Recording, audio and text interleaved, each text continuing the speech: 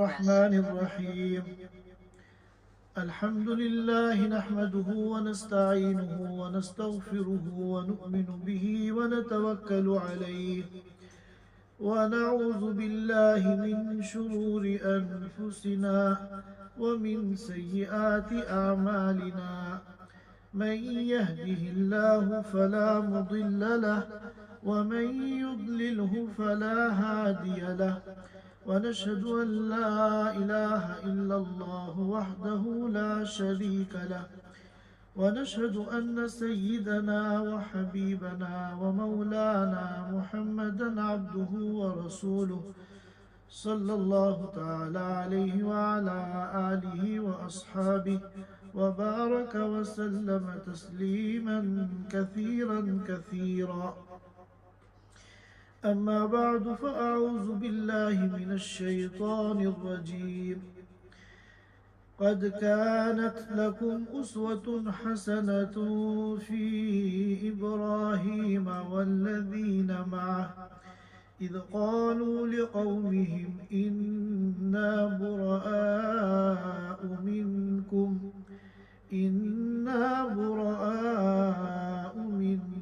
ومما تعبدون من دون الله كفرنا بكم وبدا بيننا وبينكم العداوة والبغضاء أبدا حتى تؤمنوا بالله وحده إلا قول إبراهيم لأبيه لأستغفرن لك وما أملك لك من الله من شيء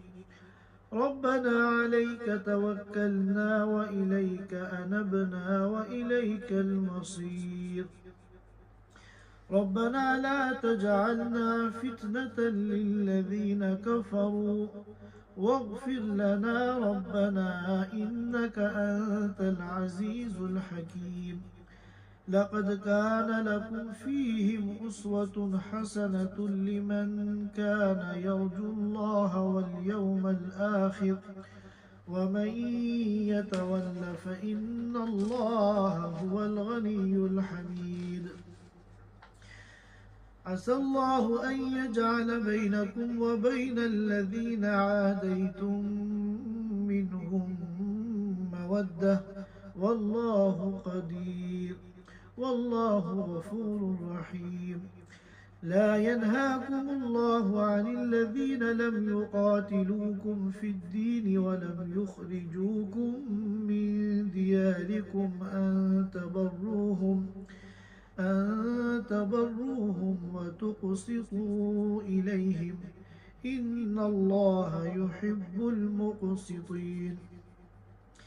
إنما ينهاكم الله عن الذين قاتلوكم في الدين وأخرجوكم من دياركم وظاهروا على إخراجكم أن تولوهم ومن يتولهم فأولئك هم الظالمون صدق الله العظيم हज़रात सामईन किराम सूरतुल मुम्तहिना की तफसीर चल रही है। पिछले जुमे इस सूरत मुबारका की इब्तिदाई 3 आयात पर हम लोगों ने गुफ्तगू की थी, जिसमें अल्लाह ताला ने ईमान वालों को ये हुक्म दिया था कि कुफ़ार और मुशरिकीन से दोस्ती का ताल्लुक़ मत कायम करो। ये मफरूज़ा कायम कर लेना कि अगर हम उनसे दोस्ती कर लेंगे तो हम उनके जुल्म से और उनकी ज़ियादती से महफूज हो जाएंगे, ये गलत फहमी है। याद रखो, चाहे तुम कितने अच्छे ताल्लुकात बना लो और कितनी ही तुम दोस्ती की फ़ज़ा हमवार कर लो, जब भी तुम उनके हाथ लगोगे वो तुम्हें जुल्म व सितम का निशाना बनाएंगे। लिहाजा کسی بھی قسم کی خوش فہمی میں رہنے کی ضرورت نہیں ہے، اور وجہ اس کی یہ ہے کہ تمہارے اور ان دونوں کے درمیان اختلاف کی بنیاد جو ہے وہ عقیدہ ہے، وہ دین اسلام ہے، وہ توحید ہے۔ جب تک یہ بنیاد باقی ہے، تمہارا عقیدہ، تمہارا دین، تمہارا ایمان ان کے خلاف ہے، چاہے ظاہری کتنے اچھے تعلقات بن جائیں، حقیقت میں وہ تمہارے کبھی نہیں ہو سکتے۔ لہذا اگر تم اس خوش فہمی کے اندر مبتلا ہوگے کہ ہم کفار سے اچھے تعلقات قائم کر لیں گے تو ہم سیف ہو جائیں گے، محفوظ ہو جائیں گے، یہ تمہاری بہت بڑی غلط فہمی ہے۔ یہ حکم سورۃ الممتحنہ کی ابتدائی 3 آیتوں میں اللہ تعالیٰ نے بیان فرمایا تھا۔ یہاں سے 4تھی آیت میں اللہ تعالیٰ یہ فرماتے ہیں کہ کافروں کے ساتھ تعلق کو بنانے میں یا کافروں کے ساتھ تعلق کو ختم کرنے میں تمہارے لیے جو آئیڈیل ہے اور تمہارے لیے جو نمونہ ہے وہ حضرت ابراہیم علیہ السلام اور ان کی قوم ہے۔ ابراہیم علیہ السلام کی قوم میں سے جو لوگ ابراہیم علیہ السلام پر ایمان نہیں لائے اور انہوں نے کفر کو اختیار کیا، تو ابراہیم علیہ السلام اور ان کے ساتھ ایمان لانے والوں نے ہمیشہ کے لیے ان سے اظہار براءت کیا کہ ہمارا تم سے کوئی تعلق نہیں، یہاں تک کہ تم ایمان میں داخل ہو جاؤ۔ ہاں، اگر تم ایمان میں داخل ہو جاؤ،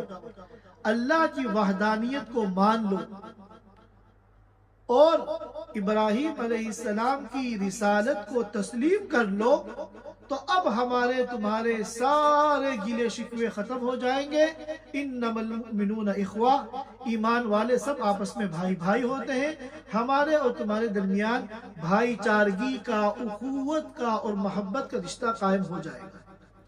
لیکن جب تک تم اللہ کی وحدانیت کو نہیں مانو گے، ہمارے دین کو قبول نہیں کرو گے، اس وقت تک ہمارا تمہارے ساتھ کوئی تعلق نہیں۔ اب یہاں ایک سوال پیدا ہوتا ہے، وہ سوال یہ ہے کہ ابراہیم علیہ السلام کے جو والد تھے آزر، یہ مشرک تھے، بت پرست تھے،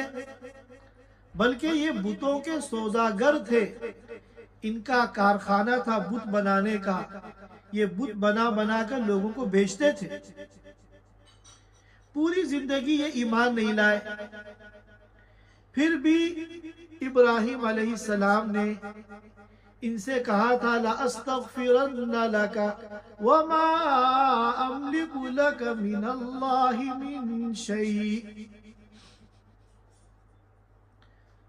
کہ میں آپ کے لیے استغفار کرتا رہوں گا۔ وہ الگ بات ہے کہ استغفار کرنا میرا کام ہے، لیکن ہدایت دینا اور اس ہدایت کی بنیاد پر مغفرت کا مستحق بننا یہ میرے بس کی چیز نہیں ہے، ہدایت تو اللہ کے ہاتھ میں ہے۔ وَمَا أَمْلِكُ لَكَ مِنَ اللَّهِ مِنْ شَيْءٍ۔ تو اب جب ابراہیم علیہ السلام کے باپ آزر مسلمان نہیں ہوئے تھے اور بدستور کفر پر قائم تھے، تو ابراہیم علیہ السلام نے ان کے لیے استغفار کا وعدہ کیوں کیا؟ تو اس کا جواب مختلف اس کے جواب دیے گئے ہیں۔ ایک جواب یہ ہے کہ ابراہیم علیہ السلام نے جب وعدہ کیا تھا اس وقت یہ حکم نہیں آیا تھا کہ کفار کے لیے اور مشرکین کے لیے مغفرت کا کوئی آپشن نہیں ہے۔ ان اللہ لا یغفر ان یشرک بہ۔ تو یہ جو وعدہ تھا استغفار کا یہ پہلے کا تھا، اور بعض مفسرین نے کہا کہ ابراہیم علیہ السلام کو یہ گمان ہو گیا تھا کہ ان کے باپ ایمان لے آئے، اب اگر کسی کافر کے بارے میں یہ خیال قائم ہو جائے کہ وہ ایمان لا چکا ہے تو ظاہر ہے کہ پھر اس کے لیے استغفار کرنا، مغفرت کی دعا کرنا یہ جائز ہے۔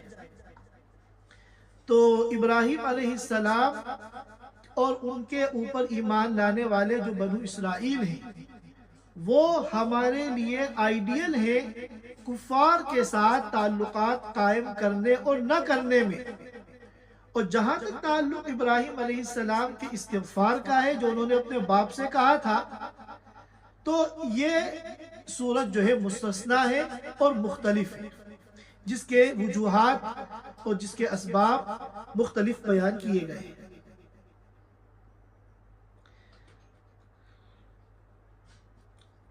یہ خلاصہ ہے آج ہم نے جو آیتیں تلاوت کی ہیں ان میں پہلی آیت کا جو اس سورت کی چوتھی آیت ہے، ہم اس کا ترجمہ دیکھ لیتے ہیں۔ اللہ تعالیٰ فرماتے ہیں قَدْ كَانَتْ لَكُمْ أُسْوَةٌ حَسَنَةٌ فِي إِبْرَاهِيمَ وَالَّذِينَ مَعَهُ،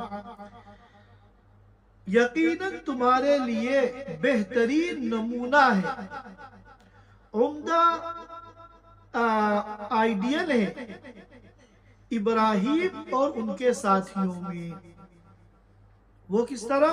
اِذْ قَالُوا لِقَوْمِهِمْ، جبکہ انہوں نے اپنی قوم سے صاف صاف کہہ دیا تھا اِنَّا بُرَاءُ مِنْكُمْ وَمِمَّا تَعْبُدُونَ مِن دُونِ اللَّهِ، کہ ہم تم سے بھی بری ہیں، تم سے براءت کا، لا تعلقی کا اظہار کرتے ہیں، وَمِمَّا تَعْبُدُونَ مِن دُونِ اللَّهِ، اور ان بتوں سے بھی جن کی تم اللہ کے سوا عبادت کرتے ہو۔ کفرنا بکم، اگر تم ہمارے دین کے منکر ہو تو کان کھول کے سن لو، کفرنا بکم، ہم بھی تمہارے منکر ہیں۔ وَبَدَا بَيْنَنَا وَبَيْنَكُمُ الْعَدَاوَةُ وَالْبَغْضَاءُ أَبَدًا، اور تمہارا ہمارے دین کا انکار کرنا، عقیدہ توحید میں ہماری مخالفت کرنا، یہ کوئی معمولی بات نہیں ہے، بلکہ ہمارے اور تمہارے درمیان عداوت اور دشمنی ظاہر ہو چکی ہے، ابداً، ہمیشہ ہمیش کے لیے۔ صرف ایک ہی صورت ہے اس عداوت اور دشمنی کے ختم ہونے کی، اور وہ کیا ہے؟ حَتَّى تُؤْمِنُوا بِاللَّهِ وَحْدَهُ، یہاں تک کہ تم ایمان لے آؤ تنہا اللہ کی ذات پر، یعنی اللہ کی وحدانیت کو قبول کر لو تو یہ سارے گلے اور شکوے اور یہ ساری دشمنی اور عداوت اور یہ سارا بغض جو ہے وہ ہمارے درمیان سے ختم ہو سکتا ہے۔ اب یہاں سے اس کو مستثنا کر رہے ہیں کہ ابراہیم اور ان کے ساتھیوں میں بہترین نمونہ اور مثال ہے ہمارے لیے، سوائے ایک بات کی، إِلَّا قَوْلَ إِبْرَاهِيمَ لِأَبِيهِ، سوائے اس بات کے جو ابراہیم نے اپنے والد سے کہی تھی۔ کیا کہا تھا؟ لَأَسْتَغْفِرَنَّ لَكَ، میں آپ کے لیے ہمیشہ استغفار کرتا رہوں گا، لیکن میرا یہ استغفار کرنا سود مند ہوگا اور آپ کی مغفرت ہو جائے گی، اس کی کوئی گارنٹی نہیں۔ وَمَا أَمْلِكُ لَكَ مِنَ اللَّهِ مِن شَيْءٍ، اور اللہ کی طرف سے میں کسی چیز کا مالک نہیں ہوں، کیونکہ مغفرت موقوف ہے ایمان پر۔ بے ایمان کی یعنی کافر کی کبھی مغفرت نہیں ہو سکتی۔ نبی بھی اگر استغفار کرے اور ایک مرتبہ نہیں 70 مرتبہ کرے، ان تستغفر لهم 70 مرة لن يغفر اللہ لهم، کہ 70 مرتبہ بھی اگر آپ ان کے لیے استغفار کریں گے ہرگز اللہ ان کو معاف نہیں کریں گے۔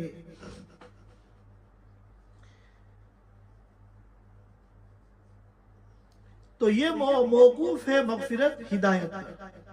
اور ہدایت جو ہے وہ صرف اور صرف اللہ کے ہاتھ میں ہے، اس میں کسی کا بس نہیں چلتا، حتیٰ کہ انبیاء کے ہاتھ میں بھی ہدایت نہیں۔ اگر انبیاء کے ہاتھ میں ہدایت ہوتی تو سب سے پہلے انبیاء اپنے قریبی رشتہ داروں کو، اپنے گھر والوں کو ہدایت دیتے، لیکن کسی نبی کا باپ گمراہ ہے، اللہ نے ہدایت نہیں دی، کسی کا بیٹا گمراہ ہے، اللہ نے ہدایت نہیں دی، کسی کی بیوی گمراہ ہے، اللہ نے ہدایت نہیں دی۔ تو معلوم ہوا کہ ہدایت تو انبیاء کے ہاتھ میں بھی نہیں ہے۔ ہدایت کی کوشش کرنا، ہدایت کے لیے محنت کرنا، اللہ کے دین کی دعوت دینا، یہ تو تمام انبیاء کا کام ہے، اور اس آخری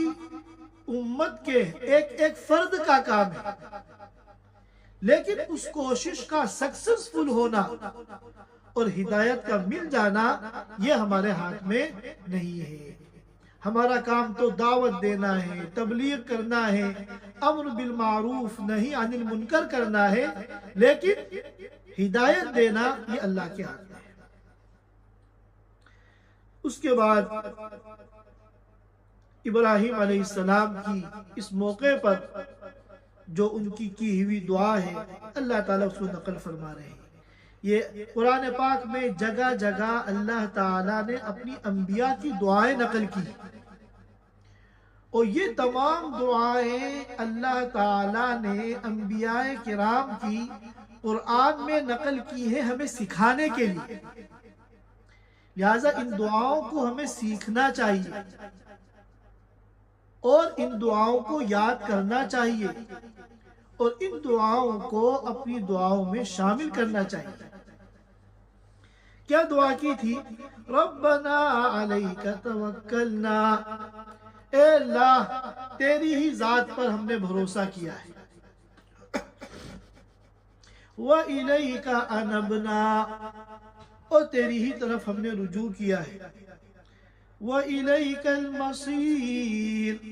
اور آپ ہی کی طرف ہمیں لوٹنا ہے۔ ربنا لا تجعلنا فتنة للذین کفروا، اے ہمارے رب ہمیں کافروں کے لیے تختہ مشق نہ بنا، کافروں کے لیے آزمائش اور فتنے کا ذریعہ ہمیں نہ بنا، یعنی ہمیں کافروں کا تختہ مشق نہ بنا۔ وَاغْفِرْ لَنَا رَبَّنَا، اے اللہ ہمارے گناہوں کو معاف فرما دے، اِنَّكَ أَنْتَ الْعَزِيزُ الْحَكِيمُ، بے شک آپ زبردست حکمت والے ہیں۔ لَقَدْ كَانَ لَكُمْ فِيهِمْ أُسْوَةٌ حَسَنَةٌ لِمَنْ كَانَ يَرْجُو اللَّهَ وَالْيَوْمَ الْآخِرَ، ان لوگوں میں یعنی ابراہیم والذین معہ، ابراہیم اور ان کے ساتھیوں میں بہترین نمونہ ہے ان لوگوں کے لیے جو اللہ کی ملاقات کی امید رکھتے ہیں اور آخرت کے دن کی امید رکھتے ہیں۔ وَمَن يَتَوَلَّ، اور جو منہ پھیرے گا، اعراض کرے گا، اللہ کی ان تعلیمات کو اگنور کرے گا، فَإِنَّ اللَّهَ هُوَ الْغَنِيُّ الْحَمِيدُ، تو بے شک اللہ تعالیٰ بے نیاز ہیں اور تعریفوں کے مستحق ہیں۔ اس کے بعد اللہ تعالیٰ فرماتے ہیں جب ان آیات میں ایمان والوں کو اللہ تعالیٰ نے انتہائی اہمیت کے ساتھ یہ بات سمجھائی کہ کافروں کے ساتھ کسی بھی قسم کا دوستانہ تعلق تمہارے کام آنے والا نہیں ہے، بلکہ تمہارے دین اور دنیا کے لیے خطرناک ہے۔ تو اب جو کفار ہیں جن سے قطع تعلق کا حکم دیا جا رہا ہے وہ کون ہیں؟ وہ ان صحابہ کرام کے رشتہ دار ہیں، ان کے دوست اور احباب ہیں۔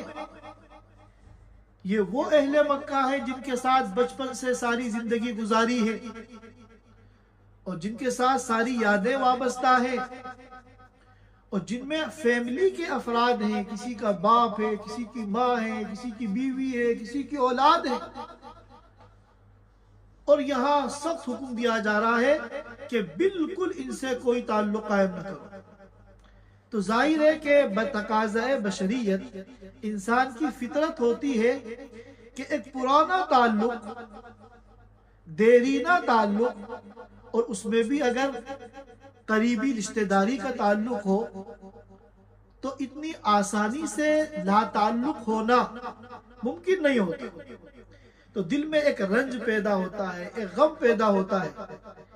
تو صحابہ کرام کے اس غم کو، اس رنج کو اور اس فطری کیفیت کو ہلکا کرنے کے لیے اللہ تعالیٰ نے فرمایا عَسَى اللَّهُ أَن يَجْعَلَ بَيْنَكُمْ وَبَيْنَ الَّذِينَ عَادَيْتُم مِّنْهُم مَّوَدَّةً۔ امید ہے کہ اللہ تعالیٰ تمہارے درمیان اور جن لوگوں سے تم نے دشمنی اختیار کی ہے اللہ کے حکم کی بنیاد پر، ان کے درمیان محبت اور تعلق پیدا کرے۔ جن سے آج اللہ تعالیٰ قطع تعلق کا، اظہار براءت کا، دشمنی اختیار کرنے کا حکم دے رہے ہیں، ہو سکتا ہے اللہ تعالیٰ تمہارے اور ان کے درمیان پھر محبت پیدا کر دے۔ لیکن ظاہر ہے کہ یہ محبت کب پیدا ہوگی اور کس طرح پیدا ہوگی؟ وہ اس طرح کہ اللہ تعالیٰ ان میں سے سب کو اگر نہیں تو کچھ کو، بعض کو ہدایت دے دے اور وہ ایمان قبول کر کے تمہارے پاس آ جائے، اور تمہارا اور ان کے درمیان جو قرابت کا، دوستی کا پرانا رشتہ تھا وہ دوبارہ آ جائے، اور پلس ایمانی اخوت قائم ہو جائے، تو یہ کوئی بعید نہیں ہے۔ واللہ قدیر، اللہ سب کچھ کر سکتا ہے، لہٰذا زیادہ غمگین نہ ہو۔ ایسا بھی ہو سکتا ہے کہ اللہ تعالیٰ اس محبت کو بلکہ اس سے زیادہ مضبوط محبت دوبارہ پیدا کر دے، اور اس کی شکل یہ ہوگی اللہ ان کو ہدایت دے دے، ایمان کی دولت دے دے، اور پھر وہ تمہارے پاس آ جائے اور پہلے سے زیادہ تمہارے ان کے درمیان محبت قائم ہو جائے۔ پہلے تو صرف محبت رشتہ داری اور دوستی کی بنیاد پر تھی، اب جو ایمان کی بنیاد پر محبت ہوگی یہ پہلے سے کہیں زیادہ مضبوط ہوگی۔ واللہ قدیر، اللہ سب کچھ کر سکتا ہے، اس کے لیے کوئی مشکل نہیں۔ مفتی شفیع صاحب رحمۃ اللہ علیہ نے معارف القرآن میں یہاں اس موقع پر ایک بات کہی، فرمایا کہ بعض روایتوں سے معلوم ہوتا ہے کہ جب بندہ اللہ کی رضا کے لیے اپنی کسی پسندیدہ چیز کو چھوڑتا ہے تو اللہ تعالیٰ اس چیز کو حلال بنا کر اس کے لیے اس کو واپس کر دیتے ہیں۔ اس نے اس لیے چھوڑا ہے کہ حرام ہے، اس کو حاصل کرنا اللہ کی ناراضگی کا سبب ہے، تو اللہ تعالیٰ اس کی حرمت کو ختم کر کے اس چیز کو حلال بنا کے وہ چیز اس کو دوبارہ دے دیتے ہیں۔ لہٰذا دنیا کا ہمارا کوئی بھی بڑا سے بڑا نقصان اگر اس وجہ سے ہو کہ ہم کہ یہ حرام ہے اور اللہ کی رضا کے لیے ہم اس کو چھوڑ رہے ہیں، تو دل چھوٹا نہ کریے، ایک نہ ایک دن اللہ تعالی حلال طریقے سے وہ چیز تمہیں ضرور عطا کرے گا۔ یہ تو دنیا میں عطا کریں گے، اور آخرت میں جو آپ کو اجر ملے گا اللہ کی رضا کے لیے اپنی پسندیدہ چیز کو چھوڑنے کا، وہ تو آخرت میں ملے گا۔ اور پھر فرمایا واللہ غفور الرحیم، اور جب ایمان قبول کر کے ہدایت پا کر وہ تمہارے پاس آ جائیں گے تو اپنی زندگی میں جو بھی انہوں نے گناہ کیے تھے ماضی میں وہ سب اللہ تعالیٰ معاف کر دیں گے۔ واللہ غفور الرحیم، اللہ مغفرت کرنے والے، رحم کرنے والے ہیں۔ اس کے بعد اللہ تعالیٰ فرماتے ہیں، آگے جو دو آیتیں آ رہی ہیں ان دونوں آیتوں کا مفہوم اور خلاصہ یہ ہے کہ جو مشرکین اور جو کفار تمہارے خلاف برسرے پیکار ہیں، یعنی تم کو پریشان کرنے میں، تمہیں تکلیف پہنچانے میں ہمیشہ لگے رہتے ہیں، اور تمہیں خاص طور پہ وہ کفار جنہوں نے تم کو مکے سے نکلنے پہ مجبور کر دیا، تم کو تمہارے آباء و اجداد کے گھروں سے نکال دیا، اور تمہیں مکے سے نکالنے میں بڑھ چڑھ کر حصہ لیا، ان کے ساتھ تو کبھی کوئی انصاف، ان کے ساتھ تو کبھی حسن سلوک نہ کرو، ان کے ساتھ کبھی کوئی اچھا برتاؤ نہ کرو۔ لیکن وہ کفار جنہوں نے تمہاری مخالفت میں کوئی حصہ نہیں لیا، تمہیں مکے سے، تمہارے اپنے گھروں سے نکالنے میں انہوں نے کوئی عملی کردار ادا نہیں کیا، تو ان کے ساتھ حسن سلوک کرنے میں اور ان کے ساتھ اچھا برتاؤ کرنے میں کوئی حرج نہیں ہے۔ اس میں ان کے ساتھ اچھا سلوک کرنے میں اللہ تعالیٰ کی طرف سے کوئی پابندی اور ممانعت نہیں۔ اس کا شان نزول بخاری شریف کی میں آتا ہے کہ حضرت اسماء بنت ابو بکر رضی اللہ تعالی ان کی والدہ قتیلہ ان کا نام تھا، وہ مکہ مکرمہ سے مدینہ منورہ آ گئی اپنی بیٹی کے پاس، اور انہوں نے اسلام قبول نہیں کیا تھا، حالت کفر میں تھی، مگر بہت سارا تحفہ لے کر، بہت سارے ہدایہ اور گفٹ لے کر وہ مدینہ منورہ آئیں اپنی بیٹی کے پاس۔ یہاں رک کر یہ بات سمجھ لیے کہ حضرت اسماء ابو بکر رضی اللہ تعالی عنہ کی بیٹی ہیں، مگر ان کی جو والدہ ہے قتیلہ، یہ ابو بکر رضی اللہ تعالی عنہ کی پہلی بیوی، جن کو حضرت ابو بکر رضی اللہ تعالی عنہ نے طلاق دے دی تھی اور دونوں کے درمیان جدائیگی ہو گئی تھی۔ اور ام المومنین حضرت عائشہ رضی اللہ تعالی عنہ صدیق اکبر رضی اللہ تعالی عنہ کی بیٹی ہے دوسری بیوی سے، جن کا نام ہے ام رومان۔ تو حضرت عائشہ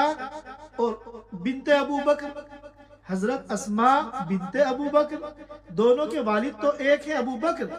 مگر دونوں کی والدہ الگ ہے۔ حضرت اسماء پہلی والدہ سے تھی جن کو طلاق ہو گئی تھی، ان کا نام قتیلہ ہے، جن کا واقعہ ابھی بیان کیا جا رہا ہے۔ اور حضرت عائشہ یہ صدیق اکبر کی دوسری اہلیہ سے تھی، جن کا نام ام رومان ہے۔ تو بہرحال حضرت اسماء کی والدہ بہت سا گفٹ لے کر مدینہ منورہ اپنی بیٹی کے پاس آ گئی۔ تو اب حضرت اسماء کو تو اللہ کا یہ حکم یاد تھا کہ کافروں کے ساتھ کوئی تعلق نہیں۔ انہوں نے اپنی ماں کا استقبال کرنے سے انکار کر دیا، ان کے گفٹ کو قبول کرنے سے انکار کر دیا، یہاں تک کہ ان کو گھر میں بھی داخل ہونے نہیں دیا، جب تک کہ آن حضور صلی اللہ علیہ وسلم کی خدمت میں جا کر آپ سے پوچھ نہیں لیا کہ اگر میں اپنی ماں کا استقبال کروں گی اور ان کے گفٹ اور تحفے قبول کروں گی اور ان کا اپنے گھر میں اکرام کروں گی، تو کہیں یہ اللہ کے حکم کے خلاف تو نہیں ہے؟ یا ایھا الذین آمنوا لا تتخذوا عدوی وعدوکم اولیاء۔ تو اس پر اللہ کے رسول صلی اللہ علیہ وسلم نے ان کو حکم دیا اور یہ آیتیں نازل ہوئی کہ نہیں، یہ تمہاری ماں ہیں جنہوں نے تمہیں مکے سے نکالنے میں کوئی حصہ نہیں ڈالا، کوشش نہیں کی، ہاں کافر ہیں، لیکن انہوں نے تمہاری مخالفت میں اور تمہیں مکے سے نکالنے میں کوئی انہوں نے کردار ادا نہیں کیا، لہذا ان کے ساتھ اگر تم احسان کرو گی اور ان کے ساتھ انصاف کرو گی اور ان کے ساتھ اگر حسن سلوک اور اکرام کا معاملہ کرو گی تو اس میں کوئی حرج نہیں ہے۔ جب اللہ کے رسول نے اجازت دے دی تب انہوں نے اپنی والدہ کو اپنے گھر میں آنے کی اجازت دی، اور پھر ان کے ساتھ اچھا سے اچھا جو سلوک ہونا چاہیے تھا وہ کیا۔ تو اللہ تعالیٰ فرماتے ہیں لا ينهاكم الله عن الذين لم يقاتلوكم في الدين ولم يخرجوكم من دياركم ان تبروهم وتقسطوا اليهم، کہ جن لوگوں نے دین کی بنیاد پر تم سے قتال نہیں کیا، تم سے لڑائی نہیں کی، اور نہ تم کو تمہارے گھروں سے نکالا، اللہ تعالیٰ ان کے ساتھ حسن سلوک کرنے سے اور انصاف کرنے سے منع نہیں کرتے۔ اب ظاہر ہے کہ یہ ایک عورت ذات ہے، بوڑھی ہے، اس نے کوئی تمہارے خلاف وہاں کوئی ایکشن نہیں لیا، تمہارے خلاف جو کارروائی ہوئی ہے اس میں کوئی شرکت نہیں کی، تو اس کے ساتھ اگر تم اچھا برتاؤ کرو، انصاف کا معاملہ کرو، تو اس سے اللہ تعالیٰ تمہیں منع نہیں کرتے۔ منع کن سے کرتے ہیں؟ انما ینہاکم اللہ عن الذین قاتلوکم فی الدین، وہ لوگ جنہوں نے تم سے دین کی وجہ سے قتال کیا، وَأَخْرَجُوكُم مِّن دِيَارِكُمْ، تم کو تمہارے گھروں سے نکالا، وَظَاهَرُوا عَلَىٰ إِخْرَاجِكُمْ، اور تمہیں مکے سے نکالنے میں بڑھ چڑھ کر حصہ لیا، ان سے دوستی کرنے سے اللہ منع فرماتے ہیں۔ وَمَن يَتَوَلَّهُ، ایسے لوگوں سے جو دوستی کرے گا، فَأُولَٰئِكَ هُمُ الظَّالِمُونَ، تو وہ ظالم ہوگا، اپنے نفس پر ظلم کرنے والا ہوگا، یعنی گنہگار اور اللہ کا نافرمان ہوگا۔ یہ ان آیات مبارکہ کا ترجمہ ہے اور مفہوم ہے۔ انشاءاللہ اگلی مجلس میں ہم اس سورۃ مبارکہ کی جو آیتیں باقی ہیں ان پر گفتگو کریں گے۔ اللہ تعالی ہم سب کو دین کے سیکھنے کی، سمجھنے کی اور اپنی مرضی کے مطابق پورے دین پر عمل کرنے کی ہم سب کو توفیق عطا فرمائے۔ وآخر دعوانا الحمدللہ رب العالمین۔ Thanks for watching. Don't forget to like, comment, share and subscribe to Al Wahid channel.